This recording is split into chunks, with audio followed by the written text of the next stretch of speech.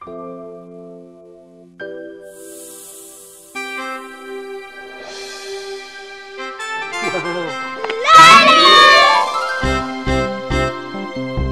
anak, nakatato rin ang dream house natin. Ito naman Dan, ako po siya. Manang makikitype po. Walang bakante. Wala na po bang iba? Heto! Text na natin si Daddy. Salamat po sa padala. Nakabili na kami ng computer. Honey, go na, di ba? Okay naman siya. May kausap na lalaki. Ma! Sino sila? Mga aplikante natin sila. Paano natin?